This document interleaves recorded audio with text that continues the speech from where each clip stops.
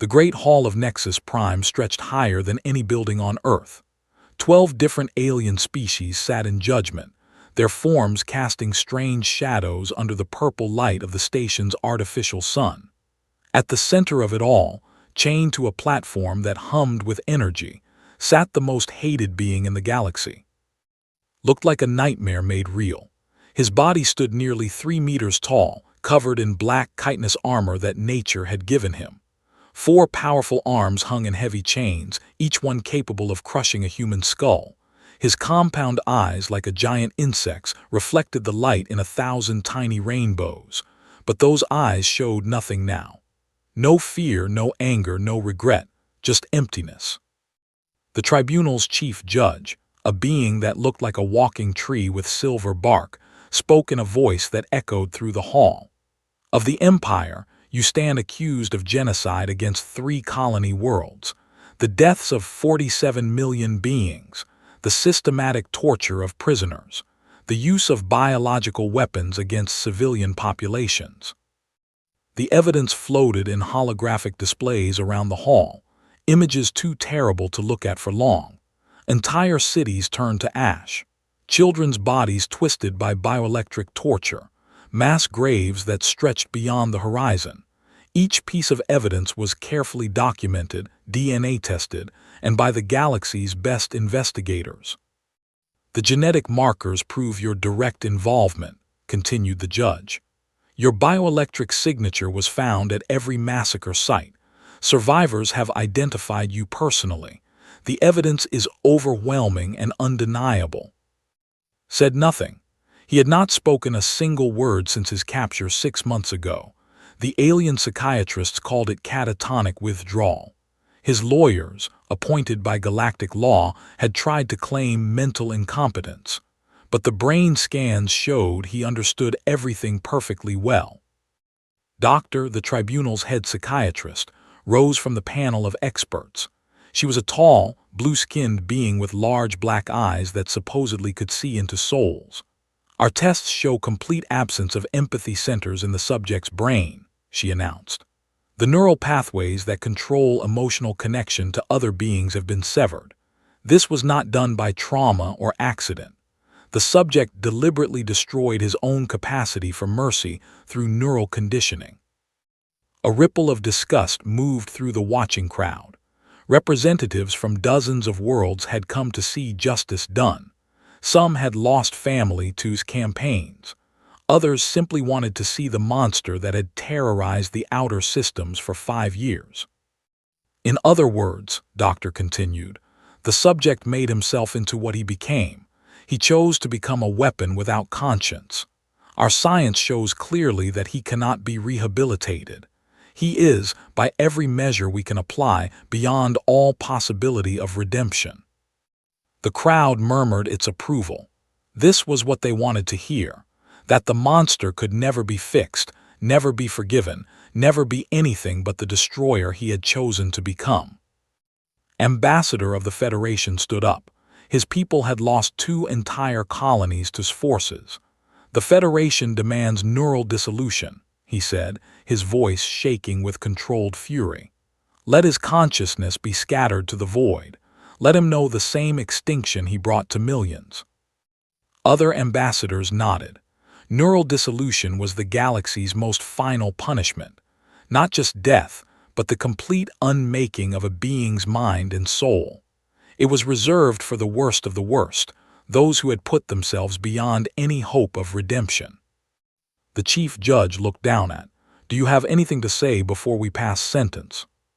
For a moment, something seemed to flicker in those compound eyes, but remained silent, his 4 arms hanging limp in their chains. "Very well," the judge said.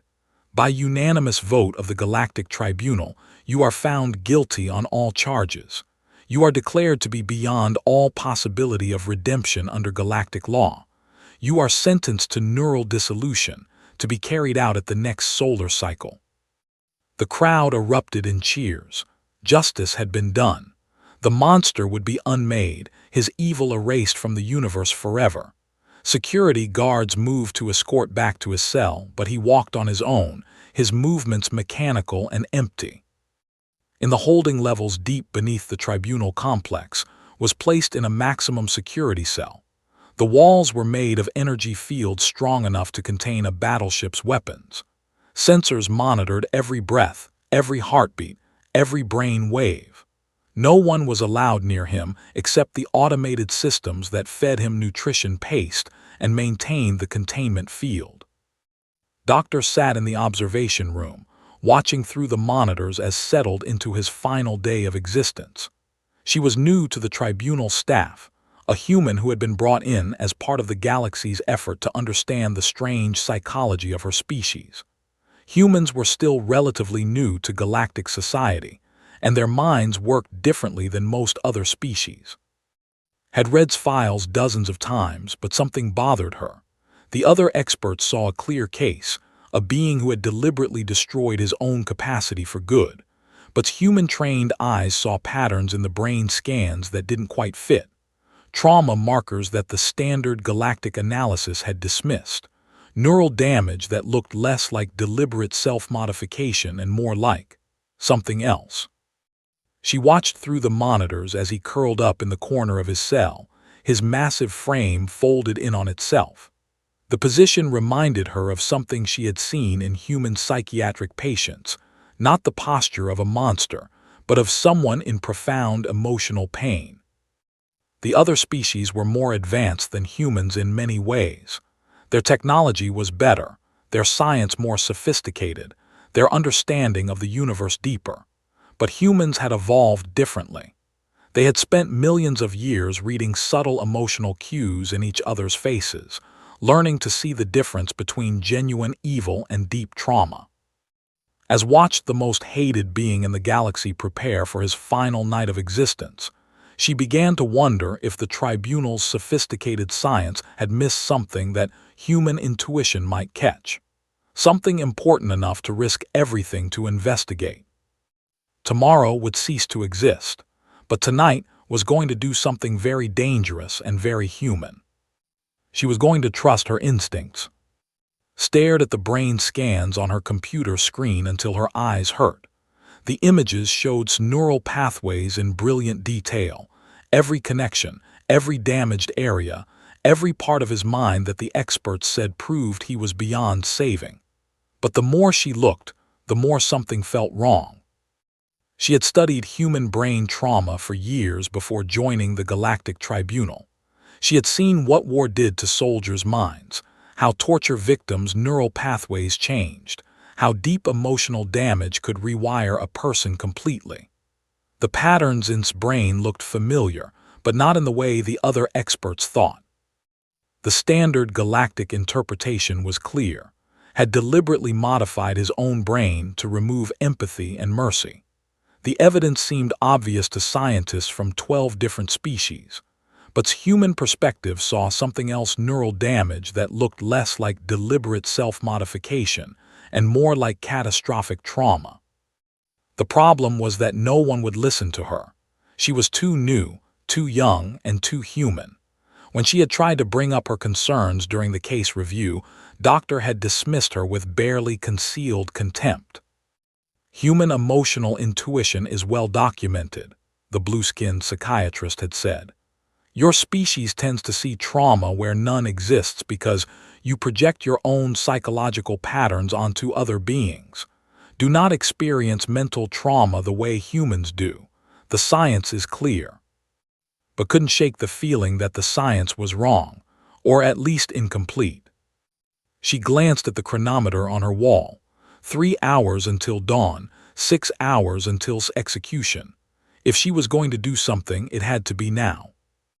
The detention levels were restricted to authorized personnel only, but had discovered something useful about being human in a galaxy full of alien security systems designed for known species sometimes had trouble with human physiology. Her smaller size, different heat signature, and unusual brain wave patterns often caused sensors to register her as maintenance equipment rather than a person. She made her way through the tribunal complex, using service corridors and maintenance shafts that her human flexibility let her navigate easily. The detention level was deep underground, surrounded by enough security to stop a small army. But the guards and sensors were watching for escape attempts, not for someone trying to get in. Reached the maximum security section without triggering any alarms. The energy barriers hummed with deadly force, and warning signs in a dozen languages told her that unauthorized approach would result in immediate vaporization. She ignored them all. Cell was at the end of the corridor, isolated from all the others. Through the purple glow of the containment field, could see his massive form curled in the corner. He looked smaller somehow, despite his size. Vulnerable. Broken. The facility's AI detected her presence immediately. "Doctor," the computer's voice echoed through the corridor. "You are in violation of Security Protocol 17 through 34. Please return to authorized areas immediately." Stepped closer to the energy barrier. "Override security alert. Doctor, authorization code 77 Alpha." "Doctor, your authorization code does not permit access to maximum security prisoners. You are in violation of direct tribunal orders. Security teams are being." Knew she had maybe minutes before guards arrived. She pressed her palm against the control panel beside Cell, letting her biosignature register while she worked to access the communication system. The barrier prevented physical contact, but it couldn't stop sound. "Hello," she said softly. Didn't move. His compound eyes remained fixed on the floor, his forearms wrapped around his legs like a child seeking comfort. Had seen this posture before, in human trauma patients who had retreated so far into themselves that they barely registered the outside world. "My name is," she continued. "I've been studying your case, I think. I think maybe the others got it wrong." Still no response. Tried a different approach. She began speaking in simple mathematical concepts, the universal language that all intelligent species understood. Basic arithmetic first, then simple geometric patterns. It was how first contact protocols usually began. After several minutes of equations, one of his eyes shifted slightly toward her voice. "You can hear me," whispered. "I know you're in there." The AI's voice grew more urgent. "Doctor, security teams are approaching your location. You must leave immediately or face arrest." Ignored the warnings. Something was happening. His breathing had changed, becoming less mechanical and more aware. His head turned slightly, just enough to bring into his field of vision. For the first time in months, looked directly at another being. His compound eyes, each one reflecting small human form dozens of times, seemed to focus with effort. His voice, when it finally came, was barely a whisper through the translation field. "Why?" The word was simple but heard layers of meaning in it. Why was she here? Why was she talking to him? Why did she care about a monster that the galaxy wanted dead? "Because I think you're hurt," said simply, "and my species. We don't like to leave anyone hurt and alone." His massive frame shuddered. It might have been laughter or a sob or something else entirely.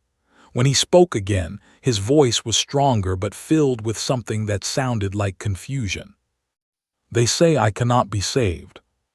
"They say a lot of things," replied, "but they don't know everything. No one does." The sound of heavy boots echoed through the corridor. Security was coming. Had moments left before she would be dragged away and likely charged with violating every protocol the tribunal had. She pressed her hand against the energy barrier, feeling the field's power humming against her skin. It was dangerous. The barrier could easily kill her if it fluctuated. But she held her hand there anyway, as close to as the field would allow. "Listen to me," she said urgently.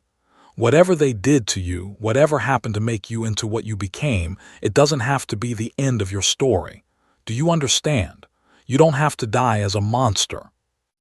Looked at her small hand pressed against the deadly barrier. Slowly, carefully, he unfolded one of his forearms and pressed his palm against the field from his side. The barrier crackled with energy between them, but for a moment, it was as if they were almost touching. "Stay with me," whispered, the words seeming to come from somewhere deeper than conscious thought. "Don't let them unmake you. Stay with me." The security guards burst into the corridor just as pulled her hand away from the barrier. As they grabbed her arms and began dragging her away, she saw something in his eyes that hadn't been there before. Hope. It was small, fragile, and probably doomed. But it was there. And for the first time since joining the tribunal, felt like maybe, just maybe, her human instincts were pointing towards something important. Something that could change everything. Sat in the detention cell they had given her, staring at the walls and waiting for her career to end. The tribunal council was meeting to decide her fate. At best, she would be expelled from the service and sent back to Earth in disgrace. At worst, she could face criminal charges for interfering with a condemned prisoner. But she couldn't stop thinking about that moment when had pressed his hand against the barrier. The look in his compound eyes. The way he had said, "Why?" not with the empty voice of a monster, but with genuine confusion, as if he was trying to remember what kindness looked like. Doctor arrived 3 hours later, her blue skin darker than usual with what had learned to recognize as anger in her species. "You have caused considerable disruption," she said, settling into the chair across from. "The prisoner became agitated after your visit. He spoke for the first time in months, asking guards when you would return. This is highly irregular." "Maybe that's because he's not what you think he is," said quietly. "Doctor, I have been studying alien psychology for 2 centuries. My equipment can analyze neural patterns with precision your species cannot imagine. The subject has no capacity for emotional connection. None." "Then why did he respond to me?" Doctor's large black eyes blinked slowly. "Curiosity. Even damaged minds can experience basic interest in novel stimuli. You are the first human he has encountered." Leaned forward. "Have you checked his records from before the war? His background, his life before he became a soldier?" "Of course. He was conscripted from the civilian population during the Rim Wars. Standard recruitment of available personnel." "But what did he do before that? What was his job, his family situation, his psychological profile?" Doctor looked annoyed. "Such details are irrelevant. His crimes speak for themselves." "But they might explain how he became capable of those crimes. Please just look at his pre-war records. If I'm wrong, you lose nothing. If I'm right." The alien psychiatrist studied for a long moment. Finally, she activated her portable scanner and began accessing the tribunal's databases. "Very well. Let me show you exactly why your human intuition is leading you astray." The files materialized in holographic display between them. Expected to see military records, criminal history, some sign of the violence that would later become capable of. Instead, she saw something completely different. "Research Station Taller 9, Doctor read from the files. "Communication Studies. Subject, Primary Researcher Level 7 Clearance." She paused, her expression changing slightly. "This cannot be correct." Leaned closer to read the holographic text. He was a scientist. He studied how different species communicate with each other. More files opened automatically as the system linked related documents. "Look at this." He published 17 papers on interspecies empathy. He won awards for his work on emotional translation between alien cultures. Doctor's fingers moved quickly across her scanner, pulling up more records. These files, they show psychological evaluations from his research position, perfect mental health ratings, high empathy scores, exceptional ability to understand emotional states in other species. She looked up at with something like confusion. This individual could not possibly have become the war criminal we tried.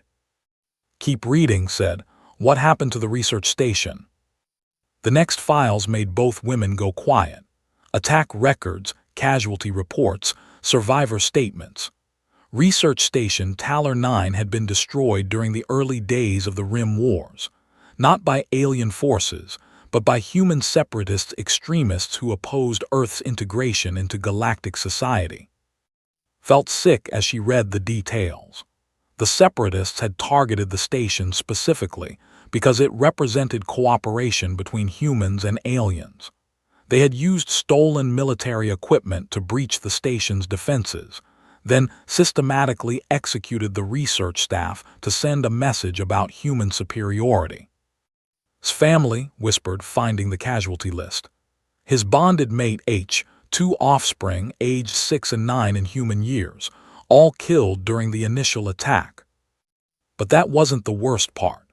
The investigation records showed that had been captured alive during the attack. The separatists had tried to extract information from him about alien research projects using a crude mind probe device stolen from a military installation. "The neural damage," Doctor said slowly, studying the medical records from rescue 3 days later.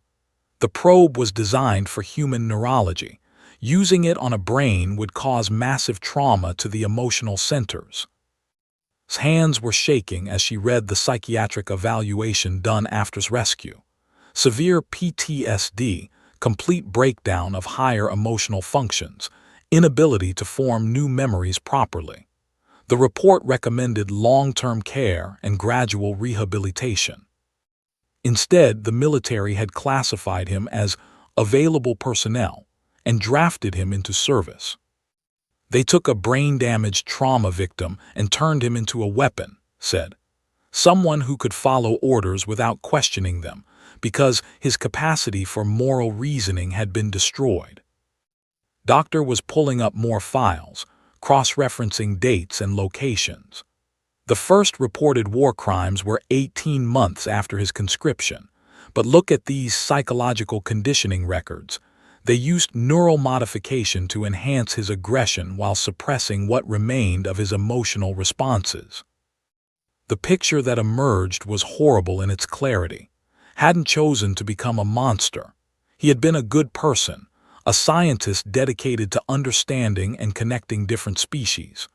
Trauma had broken his mind, and then others had deliberately shaped that broken mind into something capable of terrible things. "The being who committed those crimes was," said quietly. "But it wasn't the real. It was what was left after everything good in him had been destroyed or buried." Doctor sat back in her chair, her blue skin pale with shock. "This changes everything. If the neural damage was external trauma rather than self-modification, if the original personality structure is still intact underneath the conditioning, he might be redeemable after all." Both women stared at the evidence floating between them. Everything the tribunal thought they knew about was wrong. He wasn't an evil being who had chosen to destroy his own capacity for good. He was a victim who had been turned into a weapon through trauma and manipulation. "We have to stop the execution," said. Doctor shook her head. "Even if this is true, the law is clear. He still committed the crimes. 47 million beings are still dead by his hand, regardless of his mental state at the time. But if he can be healed, if the original person is still in there somewhere." The tribunal has no provision for cases like this. Our legal system assumes that beings are either redeemable or irredeemable. We have no framework for someone who was made irredeemable by others. Stood up, her mind racing. "Then we'll have to create one. How long do we have?" Doctor checked her scanner. "The neural dissolution process begins in 4 hours. Once it starts, it cannot be stopped." 4 hours to overturn a legal system that had worked for thousands of years. 4 hours to convince 12 different species that their understanding of justice needed to change. 4 hours to save someone who might still be worth saving, buried beneath years of trauma and conditioning. "Looked at Doctor, will you help me?" The alien psychiatrist studied the evidence one more time, then slowly nodded. "Yes, but we will need a miracle." Smiled grimly. "Then it's a good thing I'm human. We specialize in impossible things." The emergency session of the Tribunal Council was chaos from the moment it began.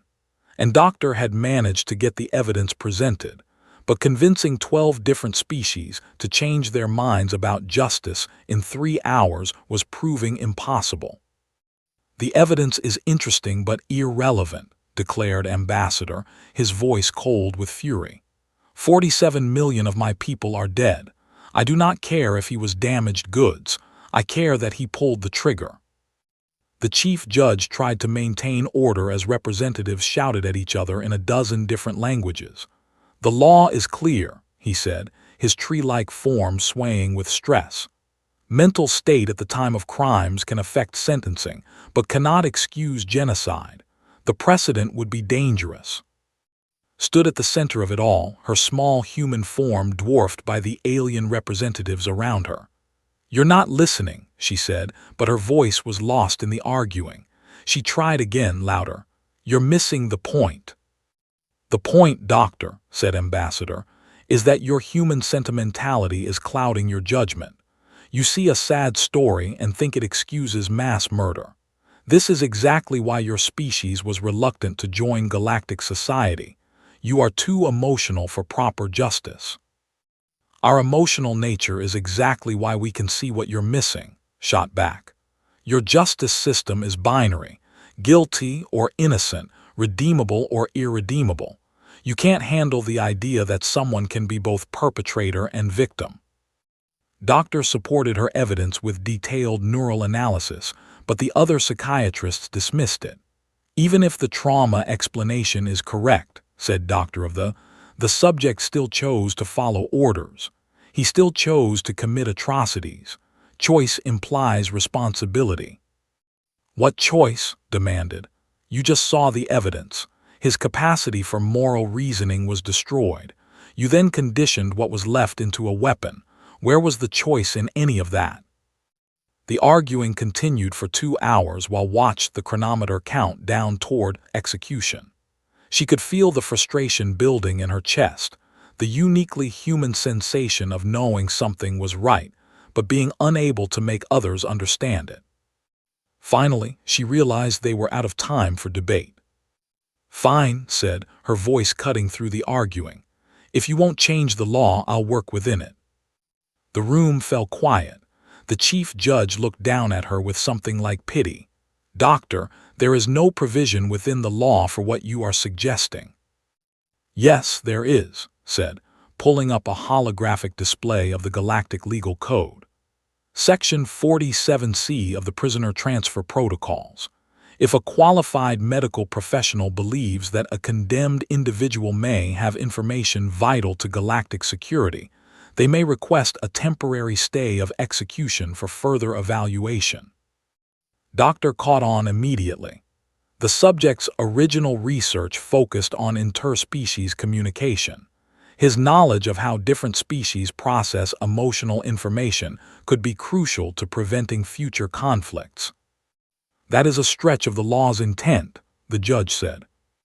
"But it is within the law's letter," replied.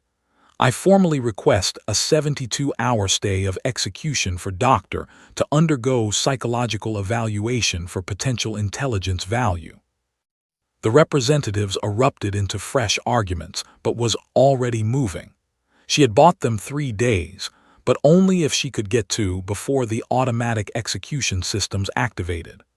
The neural dissolution process was designed to be irreversible once it began, and it was scheduled to start in less than an hour. Ran through the corridors of the tribunal complex while lawyers debated her request. Doctor was behind her, carrying emergency medical equipment and authorization codes that might let them override the execution systems. The security guards who had arrested the day before now escorted her toward the detention levels, their orders changed by the legal chaos above. They reached the maximum security level with 20 minutes to spare. The execution chamber was a sterile white room next to cell, filled with machinery designed to carefully dismantle a living mind.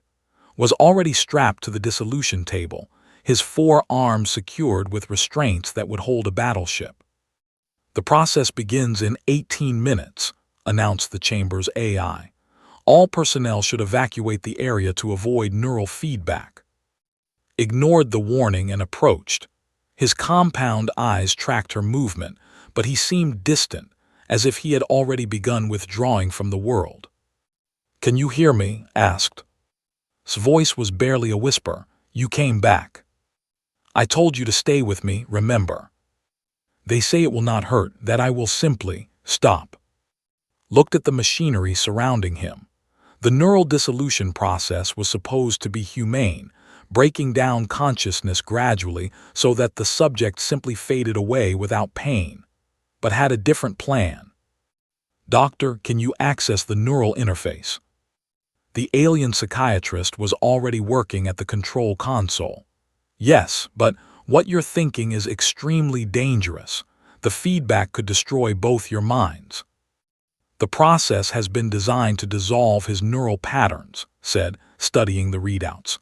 "But what if instead of dissolution, we tried to rebuild? What if we used the neural interface to reconnect the damaged pathways?" "The risk of psychological contamination is enormous. Your mind could be absorbed into his, or his trauma could transfer to you. You could both be lost." Looked at, remembering the scientist he had been, the gentle researcher who had dedicated his life to understanding how different species could connect with each other. "He's already lost, and if we do nothing, he dies in 10 minutes anyway." Doctor said quietly, "Even if this works, even if we can restore his original personality, the tribunal will still demand justice for his crimes. Then we'll deal with that when we get there. Right now, all I care about is making sure the real gets a chance to answer for what happened, instead of letting the broken weapon they made him into take the blame." The AI's countdown reached 5 minutes, made her choice.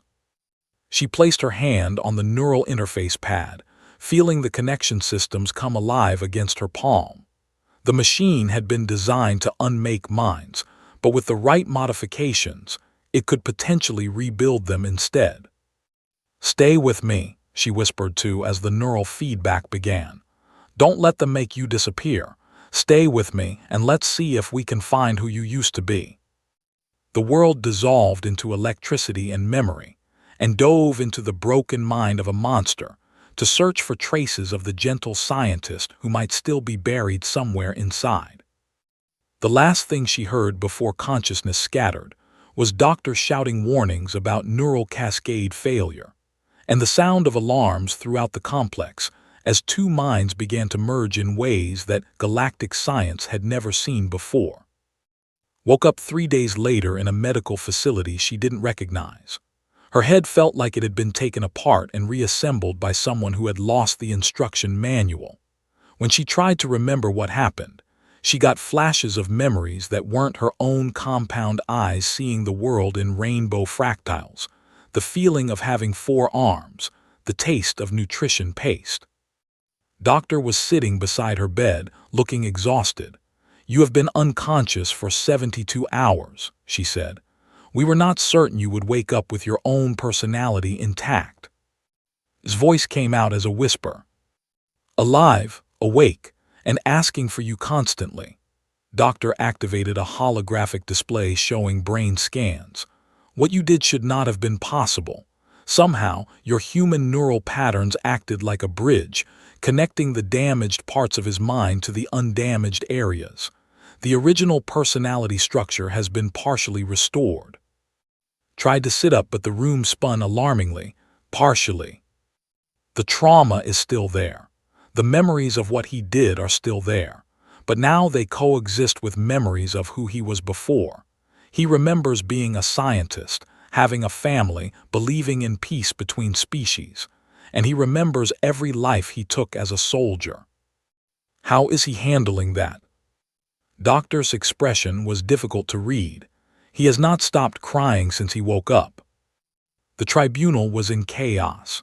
His neural intervention had created a legal situation that had never existed before, was no longer the empty shell who had sat through his trial in silence. He was awake, aware, and genuinely horrified by his own actions, but he was also still responsible for genocide. When was finally strong enough to leave the medical facility, she found the tribunal counsel in yet another emergency session. This time, however, the tone was different. Instead of angry demands for execution, there was confusion and genuine uncertainty about how to proceed.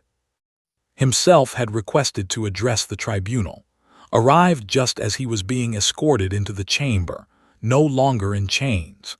He moved differently now, still careful and controlled, but with a grace that spoke of conscious choice rather than mechanical programming.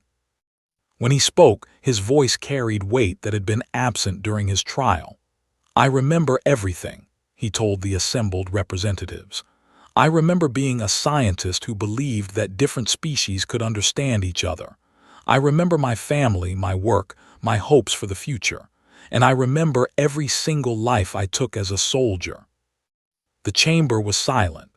Even Ambassador, who had called loudest for execution, seemed uncertain how to respond to this new version of the being they had condemned. "I do not ask for forgiveness," continued. "I do not deserve it. The beings I killed are still dead. The families I destroyed are still broken. The fact that I was damaged when I committed these crimes does not bring back a single victim." "Then what do you ask for?" the chief judge asked. Looked directly at. "I ask for the chance to spend whatever life I have left trying to repair even a fraction of the damage I caused. I ask to be allowed to remember who I was, and to choose who I become from this moment forward." Stood up in the gallery. "The tribunal could establish a new category," she said. "Not innocent, not irredeemable, but something else. Probationary redemption." The concept sent ripples of confusion through the chamber. Most galactic species had justice systems based on binary choices. The idea of a middle ground, of someone who was guilty but still capable of positive change, was foreign to their thinking. Ambassador spoke first. "What you describe is not justice, it is sentiment." "No," replied. "It's hope. Justice without the possibility of redemption is just revenge." Doctor presented her analysis of restored neural patterns. The subject now shows genuine empathy responses, real remorse for his actions, and a sincere desire to make amends. His brain patterns indicate authentic emotional healing, not temporary conditioning. "But how do we know this change is permanent?" asked the chief judge. "How do we know he will not revert to his previous state?" Looked at, then back at the tribunal. "You don't. That's what makes it a choice to trust rather than a guarantee. I volunteer to serve as his monitor and guide. If he shows any sign of reverting to harmful behavior, I take full responsibility." The chamber erupted into arguments again, but could see that something had shifted. The absolute certainty that had characterized its original trial was gone, replaced by uncertainty and debate. And where there was uncertainty, there was room for something new. The final vote took 6 hours. The decision was close: 7 species in favor of probationary redemption proposal, 5 against. It was barely enough, but it was enough. Would live. He would never be free in the traditional sense. His every action would be monitored, his life dedicated to making whatever amends were possible. But he would have the chance to prove that beings could change, that redemption was possible even for the worst crimes. 6 months later, stood with on the memorial world of Talar 7, one of the planets his forces had attacked. The survivors had not welcomed them. Many had thrown stones, shouted curses, demanded to know why the monster who had destroyed their lives was still alive. Had taken it all without complaint.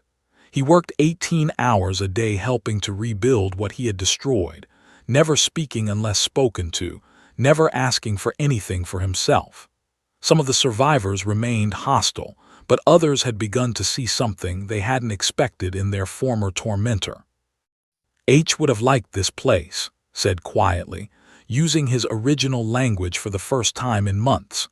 They were planting new trees in what had been a crater, part of the long process of ecological restoration. "Tell me about her," said. His compound eyes reflected the sunset as he remembered his bonded mate. She studied plant communication. She believed that even trees could feel something like happiness when they grew in good soil. He touched the small sapling they had just planted. She would have said that growth was always possible, even after destruction. Nodded, understanding. The work they were doing here wasn't about erasing the past or earning forgiveness. It was about proving that change was possible, that the future didn't have to be determined by the worst things that had happened before. A year later, the Galactic Council officially adopted the human doctrine, the principle that redemption was always theoretically possible, even for the worst crimes, if the individual could demonstrate genuine change and commitment to repair. It wasn't forgiveness, and it wasn't absolution. It was something uniquely human, the stubborn belief that no one was beyond the reach of hope. Became the first director of redemptive justice, tasked with developing protocols for cases like this. She often worked late into the night, designing systems that balanced justice with mercy, punishment with the possibility of healing. When asked why humans seemed uniquely suited to this work, always gave the same answer. We know what it's like to be broken, and we know that broken things can sometimes be repaired. In the end, the whisper, "Stay with me," had become more than words.